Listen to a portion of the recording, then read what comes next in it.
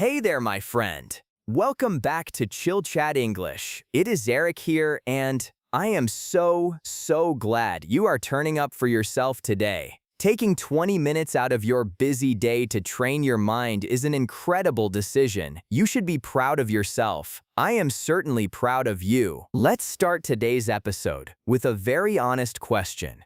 Do you do this? When you want to say something in English, you first think of the sentence in your native language. Then, your brain acts like a slow, tired computer. You translate word by word by word, you search for the grammar rules, you worry about the tense, and finally, after a long, awkward silence, you speak. But by that time, the conversation has already moved on. The moment is gone. Your friend is talking about something else, and you stand there feeling frustrated, maybe even a little embarrassed. You think, why is my English so bad? I study every day. I understand everything I hear, but when it is my turn to speak, my brain just goes completely blank. My friend, let me tell you a secret.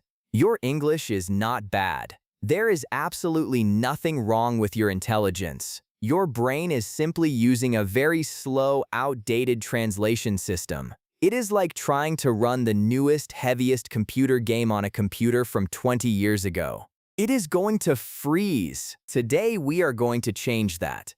I am going to give you a complete, tactical action plan based on cognitive science. These are 3 simple daily steps to stop translating in your head once and for all and start thinking directly in English. Now, I want you to focus on 2 very important concepts. On your screen or in your mind, let's look at these 2 words, active and passive. Think of your brain like a thick green forest. When you learn English by reading books or listening to podcasts passively, you are just looking at the forest. But when you want to speak, you need to walk through the forest. If you have never walked through it, there are no paths. It is difficult, slow, and dirty. Every time you translate from your native language, you are taking a massive roundabout route. You go from the English sound to your native language map, then to your native language concept, then back to the English translation, and finally to your mouth. That is too many steps. Today, we are going to build a direct highway in your brain. A straight line from your eyes and thoughts to your mouth in English. No more passive waiting. Let's get tactical. Okay, let's look at step number 1 of our tactical plan. Label your world. Now don't worry, you do not need to go online, buy 500 sticky notes, and paste them on your mirror, your refrigerator, your toilet, and your dog. That is way too much work. If a habit is too difficult, you will stop doing it after 2 days. We want to build an atomic habit, something so small and so easy that it is impossible to fail. Here is the exact tactical move. Every single morning, the moment you open your eyes, do not grab your phone to check social media. Instead, lie in bed for just 30 seconds. Look around your bedroom. Start labeling the objects you see immediately in English. Do not say them in your native language first. Let's do a quick mental simulation. Look around your room. Bed, ceiling, window, curtain, lamp, pillow, slippers. Say these words out loud or whisper them to yourself. Do this for just 30 seconds. Now, let's talk about the behavioral science behind this. Why is this 30-second practice so powerful? It is because of a concept called direct association. Usually, a traditional English class teaches you like this. You see a soft thing you sleep on. You think of the word in your native language. Your brain translates it to pillow. You say pillow. This is a 3-step cognitive loop.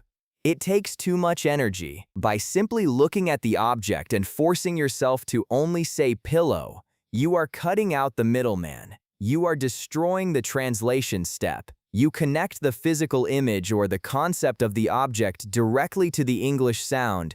You see the soft object dollar tokens name $2 pillow. Let's try this interactive exercise together right now. Wherever you are listening to this, maybe you are walking on the street, sitting on a bus, or doing the dishes. Look around you. I will give you 5 seconds. Label 3 things you see right now in English. Ready? Go. Yes! Amazing. Maybe you said phone, hand, tree, or cup. Exactly like that. But now you might ask me, Eric, what happens if I look at something and I do not know the English word? This is a very important moment. When you do not know the word, do not open your phone and search for the translation. No, if you translate it, you reinforce the old, slow translation road. Instead, use your physical senses or use a simple English explanation in your head. For example, if you see an object used to open a bottle but you forget the word opener, do not translate. Just say to yourself, the tool for juice, or the kitchen thing. By doing this, you keep your brain entirely inside the English forest.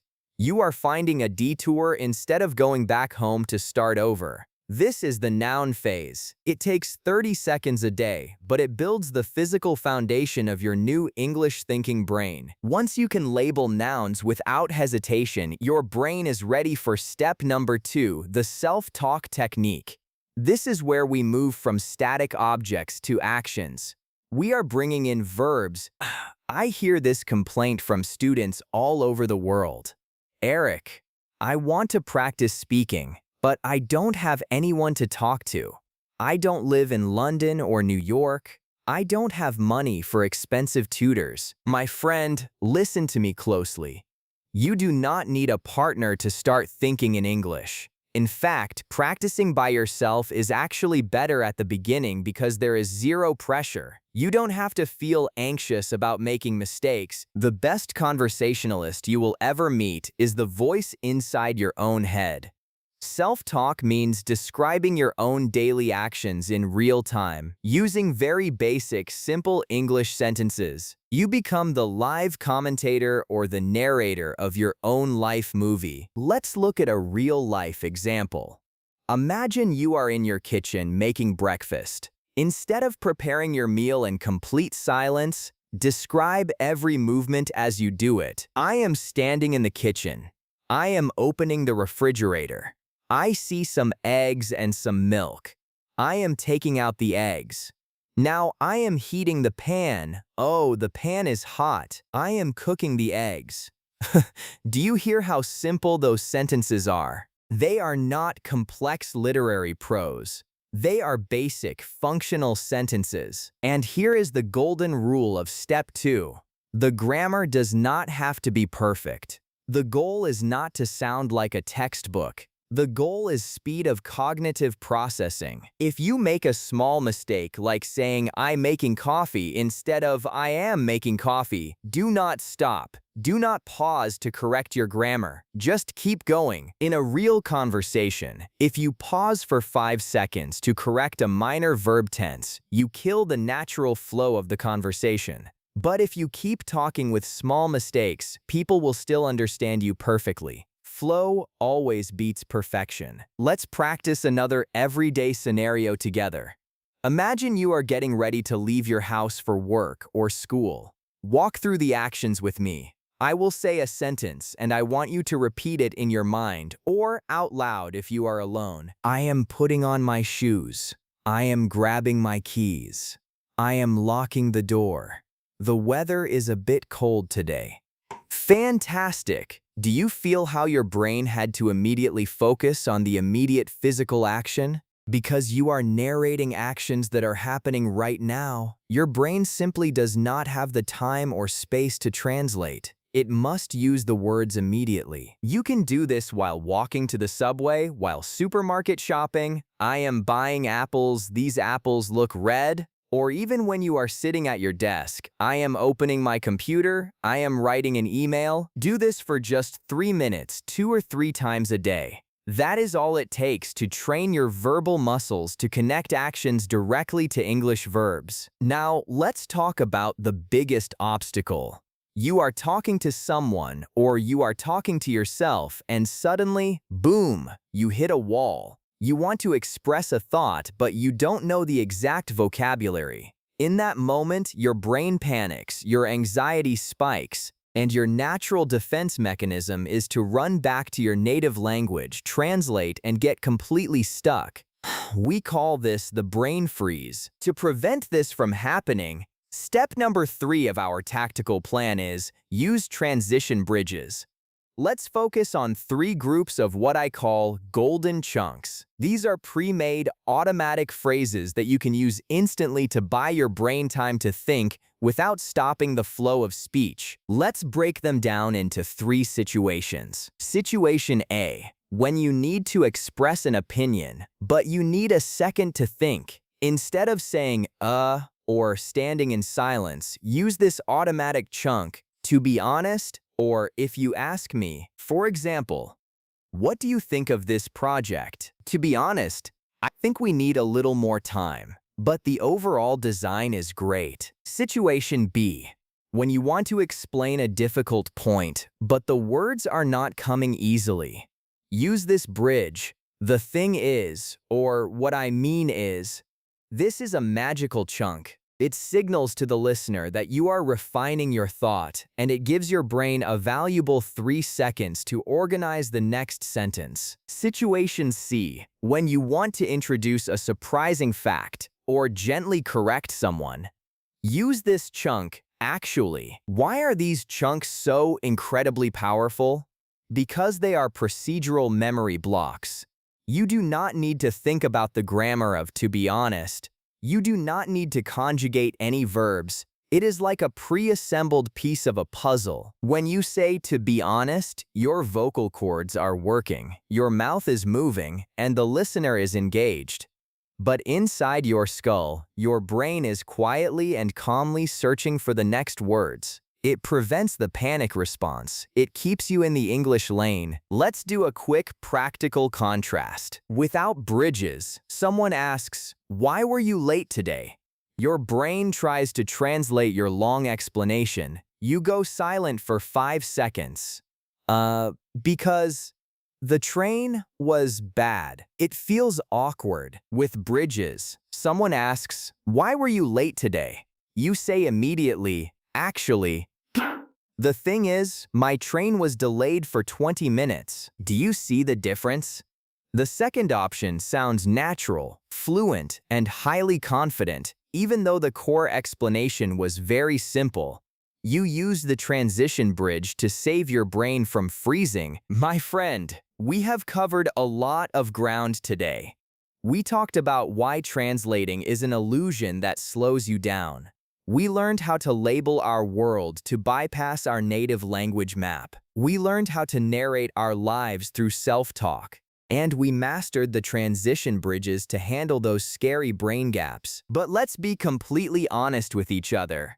You can watch this video. You can think, "Wow, Eric, that was a great lesson," and then you can close your browser, go have dinner, and completely forget everything tomorrow. If you do that, you are wasting your time.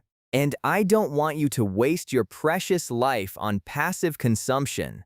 I want you to get real, life-changing results. So, I am officially challenging you to the 7-Day English Brain Challenge. For the next 7 days, we are going to implement a failure-proof behavioral science routine. We are going to use habit stacking. We will take our new English habits and stack them on top of things you already do every single day without fail. Here is your daily tactical schedule. The morning wake-up stack. Right after you open your eyes, before you sit up, look around your bedroom and label exactly 10 objects in English. Bed, window, door, shirt, 10 things. That's it. The transit stack. When you are walking from your house to the bus, subway, or your car, practice self-talk in your head. Narrate your environment and your actions. I am walking, the sun is shining, I see many people. I am holding my phone. Just 3 minutes. The dinner stack. While you are eating dinner or washing your dishes after dinner, speak out loud or think 3 sentences using our transition chunks. Tell yourself, to be honest, Today was a tiring day, but actually, I finished my work on time. If you add up all of these stacks, it is less than 6 minutes of total practice per day. 6 minutes! Everyone has 6 minutes. You cannot tell me you are too busy for 6 minutes. But because you are doing it consistently, every single day, you are constantly sending a signal to your brain. English is important. English is active. We need to keep these pathways open. Within just 7 days, you will start to notice a beautiful shift. You will find that when you want to say simple things, the English words will just pop into your mind naturally, without any translation. You will start to feel the language. Remember, fluency is not about knowing every single word in the English dictionary. It is not about perfect grammar. Fluency is simply about how fast you can build a bridge between the thoughts in your head and the words coming out of your mouth. Thank you so much for spending these 20 minutes with me in the classroom studio today. Investing in your education is the best investment you can ever make. I am incredibly proud of your focus and your drive. If you are ready to take this challenge, please hit that subscribe button, give this video a thumbs up, and leave a comment below telling me what is the very first object you are going to label in your room tomorrow morning. Let's build this community of active learners together. Keep moving forward. Keep taking small daily actions, and I will see you in our next tactical episode of Chill Chat English. Take care of yourself, and bye-bye for now.